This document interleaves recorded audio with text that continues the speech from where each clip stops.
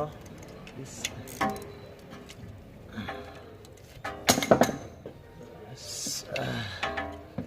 So this one the caliper. And this one is the motor. You need to stick up the motor.